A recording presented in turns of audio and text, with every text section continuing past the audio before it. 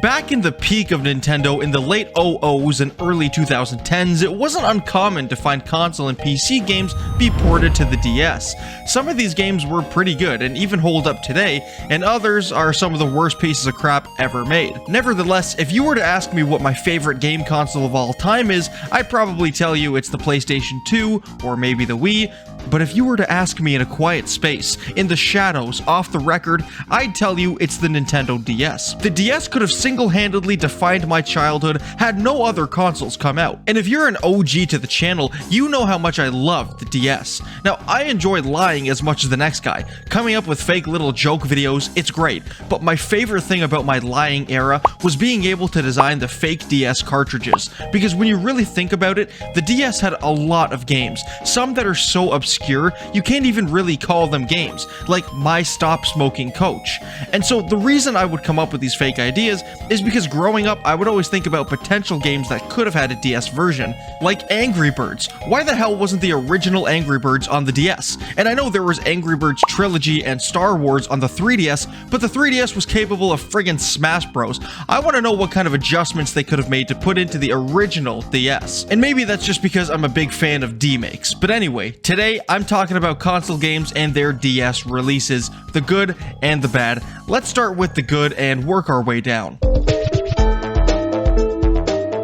Plants vs. Zombies is a game I've already talked about in previous videos, and I don't think I need to explain what it is since we all probably already know. At the peak of its popularity, it was available on mobile, PC, PS3, PS Vita, Xbox 360, and the Nintendo DS. When it came to base gameplay, it didn't really matter what platform you were playing on, the game was exactly the same, just with differences in graphics. However, the PC and mobile versions were a single-player only experience, while PlayStation, Xbox, and DS had multiplayer. I remember fighting with friends because neither of us wanted to be the plants, we all wanted to be the zombies. The console versions were local multiplayer and used the same screen, while the DS incorporated the download play feature, allowing two people to play on two different DSs. Plants vs. Zombies on the DS is probably honestly one of the best ways to play it, if not the best way to play PvZ. I don't even have an actual DS anymore, all I have is the 3DS, which is better I guess, but I haven't touched the thing in months and it's full battery. Like, isn't that amazing? I mean, the base game is pretty much the exact same thing, but there are many differences between the DS version and the mobile, PC, and console versions. But the biggest difference are the minigames. This one has so many different minigames and a lot of exclusive minigames that you can't get on any other version. Now, I don't have all of them unlocked. Exclusive minigames could be found in each version, like Heatwave on the DS and a couple multiplayer co-op minigames on consoles. Also, after 2014, Plants vs. Zombies on mobile went from a paid ad-free game to a free ad-ridden game, whereas of course the DS just remained the same. I was really disappointed in this change when it happened because now there's no way to remove the ads, and I paid for it when it was a paid game. What the hell? So here's what I'll say. PvZ on the DS is probably my favorite way to play. It's convenient because you can play it on the go without any ads, and what the game lacks in graphics and audio quality, it makes up for in multiplayer and exclusive minigames. Also, I'm just a sucker for pixel art. The biggest downside with it though are the drops in frame rate, but they're usually far apart and don't last too long. But that's the first DS game, and probably the best we'll see today. Let's move on. Admittedly, I only had one LEGO game for the DS, Star Wars 3: The Clone Wars. I didn't hate it, but I felt no connection to it like I did with LEGO Star Wars 1 and 2 on the PlayStation 2. And I never had the Clone Wars game for any consoles, so I have nothing to compare it to. However, it's my understanding that basically every LEGO game on the DS is just a watered-down, cheaper version of the console counterpart. I watched this whole video on why LEGO Star Wars on the DS is like the worst game ever, and I gotta say, it just sounded like a lot of whining and complaining. Personally, I would never make such a video, but that's probably because I'm a better human being than most.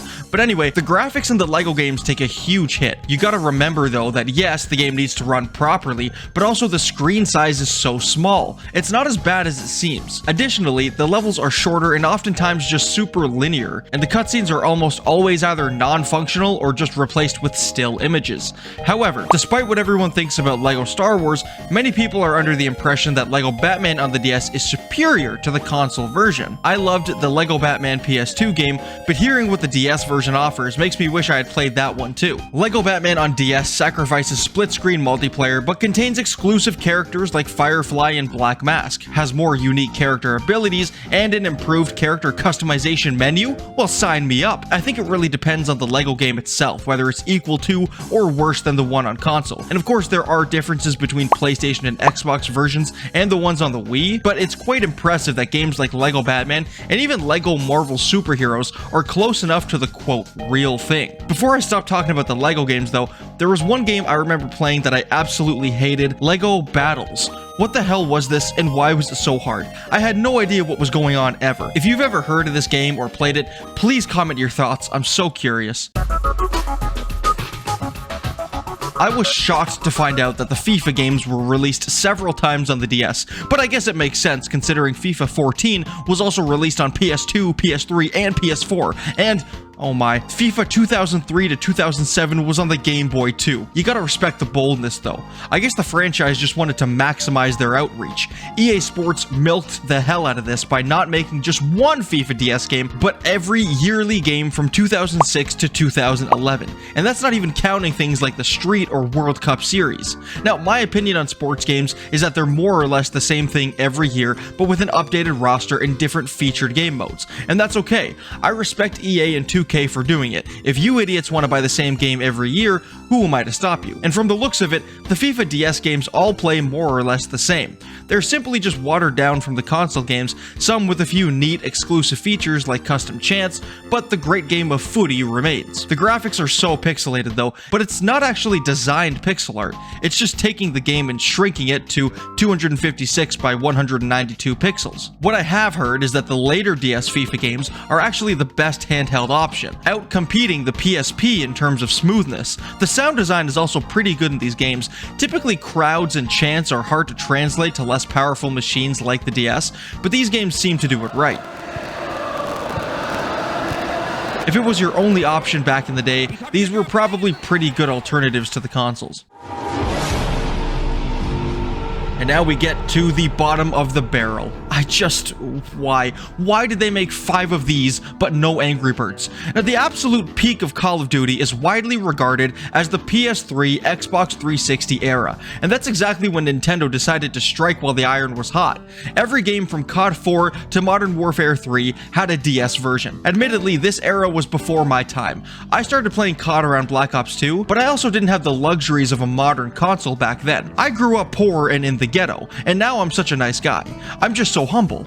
Having actually played Call of Duty now though, I have some concerns. Without even getting into the differences between console and DS gameplay, the question I have to ask myself is, what the hell are the controls like? I would assume L aims and R shoots, but then I guess you would move with the D-pad and look around with the face buttons? Turns out I was right, but only for Black Ops and Modern Warfare 3. Any game before that, they make you aim with the stylus and shoot with the L button. Who thought this was a good idea? The graphics get better with each game, but that's not to say they're good by any means. I thought Modern Warfare 2 looked outdated on PS3, but you know what? Most of the games I've been talking about so far, I haven't actually played. Let's change that. I'm gonna play Black Ops on the DS, and let's compare it to the real, true Black Ops. Okay, this is Black Ops on the DS. Full disclosure, this is being emulated right now, but I have my controller set up like the DS is up here, where I have the sort of face buttons as the movement, so this should feel relatively the same. I mean, I could use the mouse, but I wanted it to be, like, authentic. I want it to feel like, you know, how it's supposed to feel. Oh my goodness. Oh. Okay, well, I guess we'll just play this without sound then. That's fine. Obviously, the main menu is significantly different from the actual Black Ops 1 main menu. On the console versions, the Black Ops 1 main menu is the sickest thing. I don't know why they haven't brought something like that back. Who's gonna use the pen for this though? That's the thing. Like, this is, I mean, it's bad. You don't want to, you know, but the DS is limited, so, you know, you do what you can. Stop. Stop! Stop! Get his ass. Get his ass. How do I switch guns? Oh, I have to tap. Oh. Yeah, I might have to use the mouse then. Man, this is so friggin' pixelated. Oh, I got him. Who's shooting? Oh! Oh! Okay, let's go back to the main menu.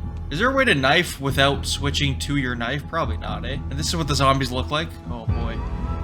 You know what? 100% they all look the same. There's no way they don't all look the same. How's my gun not killing him? What happened? What the hell was that? Look, maybe it's just my experience. This is awful. I feel like on an actual TS, this might be a little bit better, especially with the frame rate just constantly dropping. But, you know, I get the idea. I get the gist of what they're... why? Oh, okay. Yeah, I mean, just one hit. That's fine. Yeah, one hit and the frame rate is terrible. Yeah, that's great. Yeah, no, I love that. All right, well, then that's going to do it for me.